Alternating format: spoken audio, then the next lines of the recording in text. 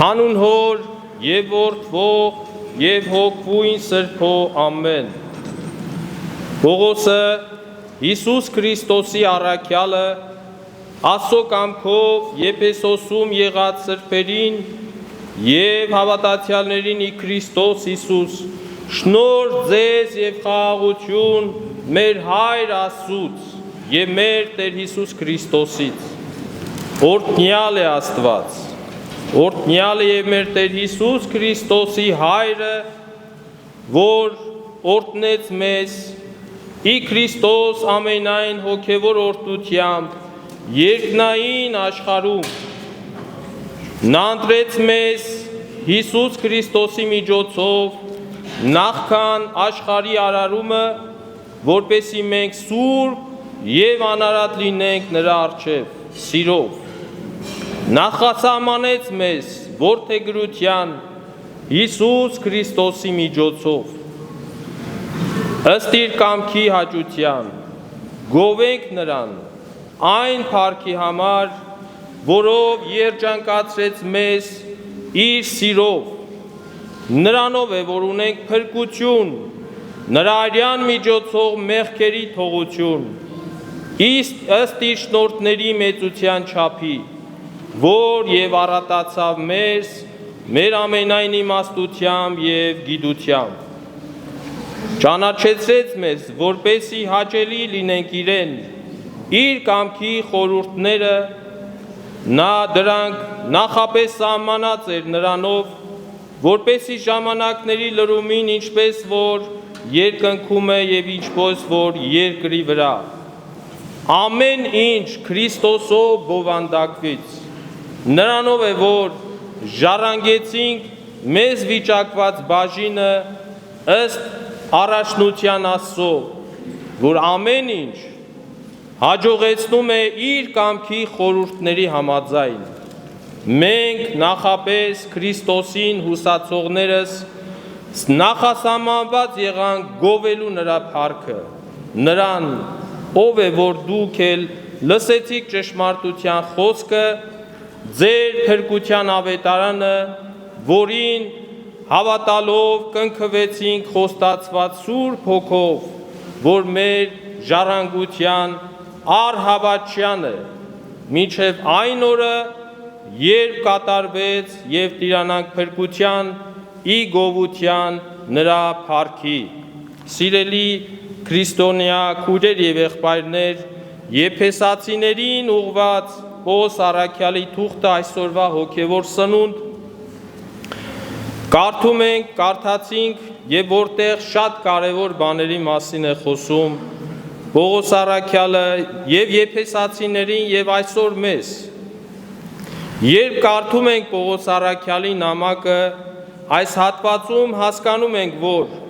Պողոսի միջոցով ինքը Աստված խոսում է մեզ հետ իր առաքյալի միջոցով։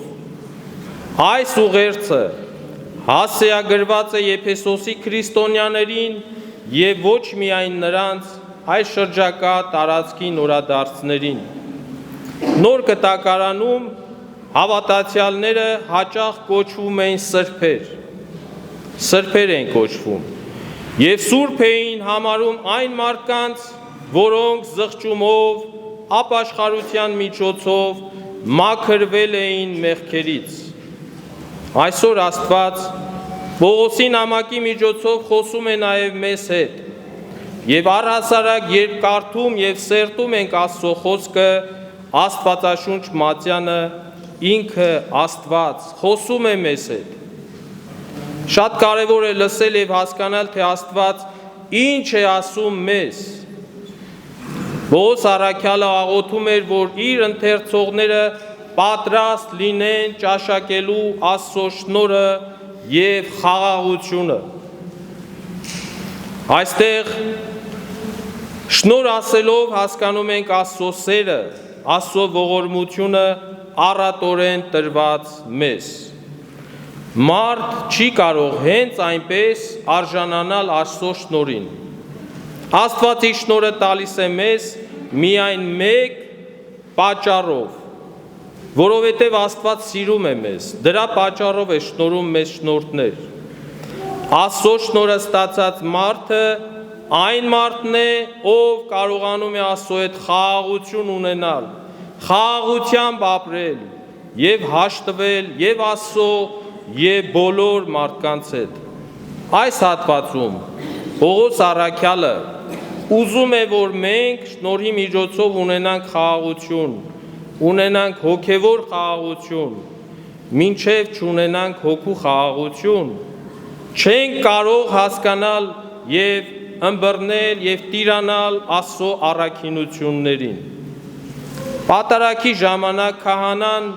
բազում անգամներ շրջվում է դեպի ժողովրդի կողմը, խաչակնքելով ասում է խաղաղություն ամենեցուն։ Այսինքն թե Աստծո խաղաղությունը թող լինի բոլոր հոգիների համար։ Աստված մեզ բոլորիս օրհնում է, սիրելի հավատացյալներ, օրհնում է հոգևոր օրհնությամբ։ Աստված մեզ օրհնել է Քրիստոսի միջոցով, իսկ մենք այդ օրհնությունները կարող ենք ստանալ այն ժամանակ, երբ ապրենք Քրիստոսի մեջ։ Եթե Քրիստոսի մեջ չես կարող այս օրհնությունը հասկանալ, ըմբռնել եւ վայելել։ Քրիստոսի մեջ լինել նշանակում է, որ մենք Քրիստոսին ընդունել ենք որպես մեր Տեր եւ Փրկիչ, հավատի միջոցով միացել ենք նրան եւ մեր կյանքը դրել ենք Հիսուս Քրիստոսի իշխանության տակ։ Աստծո օրհնությունները ունենք, բայց հարկավոր է, որ այդ օրհնությամբ հարստացնենք մեր հոգևոր կյանքը։ Ինչ որ տրված է մեզ, եթե չկիրառենք այն հավատի կյանքում, կորցնելու ենք։ Իսկ որոնք են Աստծո մեզ տրված օրհնությունները եւ շնորհները։ Առաջին, Աստված ընտրեց մեզ եւ մենք որդեգրվեցինք Աստծուն մկրտությամբ։ Երկրորդ, Աստված իր շնորհները մեզ տվեց առանց որևէ հատուցման պահանջելու։ Ըստ իր շնորհների միջոցով մենք կարող ենք փրկվել մեղքերից մաքրվելով։ Երրորդ, Աստված մեզ համար բացահայտեց իր կամքը եւ իր բոլոր խորհուրդները։ Չորրորդ, շնորհի միջոցով մենք լսեցինք եւ ընդունեցինք ավետարանի բոլոր խոսքերը։ Հինգերորդ, շնորհի միջոցով Սուրբ Հոգով կնքվեցինք, որը եղավ Աստծո արքայության ժառանգության գրավականը։ Սիրելի հավատացյալներ, սրանք երկնքի արքայության հոգևոր օրհնություններն են, որոնք մենք ստանում ենք Հիսուս Քրիստոսին հավատալու շնորհիվ։ Պողոսը իր նամակում հիշեցնում է, որ Աստված մեզ ընտրել է աշխարհի սկզբից առաջ։ Եկեք մտածենք այս մասին։ Դեռևս չկար երկիրը, չկար ոչինչ, սակայն կար միայն Աստված, եւ Աստված հավիտենական ծրագիր պատրաստեց եւ այդ ծրագրի մեջ մեծ տեղ հատկացրեց Հիսուսին հավատալով եւ Հիսուսին փրկվելով այդ ծրագիրը։ Մենք շատ հաճախ մտածում ենք, թե նախ մենք ընտրեցինք Աստծուն, բայց ամենավին այդպես չէ։ Նախ Աստված առաջինը ընտրեց մեզ։ Սա չի կարող մեզ հպարտանալու առիթ տալ եւ լինել, որ առաջինը Աստված ընտրել է մեզ։ Եվ բացի դրանից մենք ոչինչ չենք արել այդ ընտրությունը արժանանալու համար։ Դեռ ավելին, Աստված մեզ ընտրել է նախքան մեր ծնվելը։ Մենք չէ որ վաստակել ենք մեր տեղն ու դերը Աստծո մեծ ընտանիքի մեջ, սա գալիս է Աստծո սիրուց, գալիս է Աստծո կամքից։ Ուրեմն մենք իրականում Աստծո զավակներն ենք։ Փոխարեն հպարտանալու մենք պետք է խոնարհաբար շնորհակալ լինենք Աստծուց, շնորհակալ լինենք, փառք տանք իրեն մեզ շնորհներ եւ ընտրություն տալու։ Պողոս իր նամակում գրում է, որ Աստված ուզում է, որ բոլոր մարդիկ փրկվեն, Սակայն սա չի նշանակում, որ բոլոր մարդիկ փրկվելու են։ Այստեղ շատ կարևոր հարց է առաջանում. արդյոք մարդու փրկությունը Աստծո ընտրությունն է, թե մարդու։ Աստված մեր ընտրել է նախ եւ առաջ, որ սուրբ եւ մաքուր լինենք, լսենք իրեն։ Աստված ուզում է, որ մենք իրեն հնազանդվող զավակներ լինենք։ Իսկ զավակ լինել նշանակում է նախ եւ առաջ մեծ պատասխանատվություն ունենալ Աստծո խոսքի կատարելու գործում։ Աստված առատորեն է մեզ տվել իր շնորհները։ Պողոս ասում է, որ մենք ոչինչ չենք կարել այդ վաստակելու համար։ Աստված շնորհներով օժտել է իր մեծ սիրով Քրիստոս Հիսուսի զոհաբերության միջոցով։ Առանց Հիսուսի փրկագործման մենք չենք կարող Աստծո որդիներ եւ զավակներ լինել։ Աշխարհում չկա մի ուրիշ մեծ բան,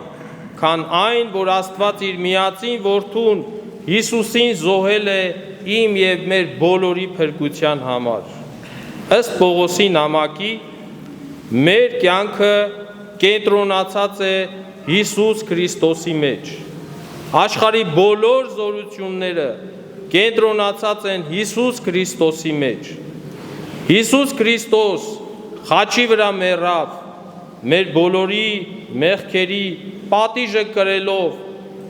եւ այդ ամենը վերցնելով իր զոհագործության ամբողջ փրկագործության մեջ։ Աստծո միակ նպատակն է երկնքում, երկրի վրա, ամեն ինչ, ամեն տեղ Հիսուսի իշխանության տակ լինել։ Արդյոք կգա մի ժամանակ, որ սա տեղի կունենա։ Իհարկե կգա այդ ժամանակը, երբ կկատարվի երանելի պահը, երբ ամբողջությամբ լինի Աստծո փառքը ամբողջ աշխարհի վրա։ Այս նամակը Պողոս առաքյալը գրել է բանտում եղած ժամանակ։ Այդ ժամանակ մռայլ պատերի մեջ Պողոս առաքյալը կարողացավ տեսնել ապագան, հոգևոր աչքերով տեսնել Աստծո փառքի գալը ամենուր։ Սիրելի հավատացյալներ, երբեմն մեր կյանքը նման է բանտի, հատկապես այն ժամանակ, երբ դադարում ենք հոգևոր խոսքեր լսելուց,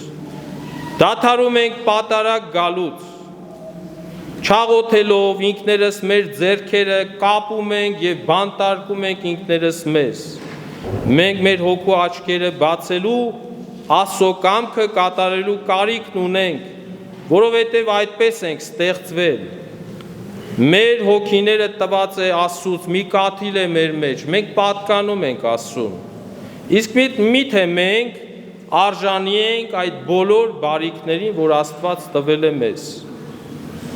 Որոշ մարդիկ իրենց ամբողջ կյանքում հնարավոր է ապրեն թվացյալ հոգևոր կյանքում, կատարեն հոգևոր աշխատանք եւ կարծես թե իրենցից ինչ որ բան են ներկայացնում, բայց չստանան Աստծո աստվածային շնորհները։ Իսկ ուրիշները շատ կարճ ժամանակի ընթացքում շնորհ են ստանում, որովհետեւ խոնարհվում են։ Եթե մարդը խոնարհվի,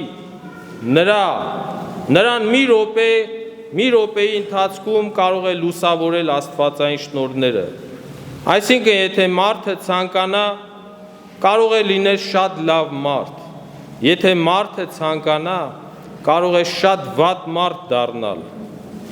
Աստված մարդուն տվել է վատից լավը դառնալու մեծ հնարավորություն։ Պարզապես պետք է ցանկանալ։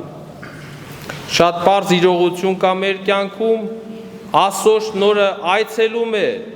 այցելում է միայն խոնար եւ հեզ մարդկանց։ Այսպես է ասում Աստված Եսայի մարգարեի շուրթերով. Ու ես ում եմ նայում ձեր կարծիքով, եթե ոչ հեզ եւ խոնար մարդկանց։ Շատ խոնարհները շնորհի են արժանանում Աստծուց, որովհետև խոնար սպունգի նման կլանում են աստվածային շնորհները։ Մարդը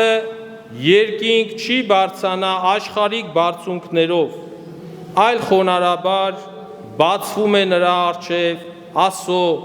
արքայության երանավետ կյանքի ճանապարհը եւ դռները։ Մի հասարակ խոնար մարդ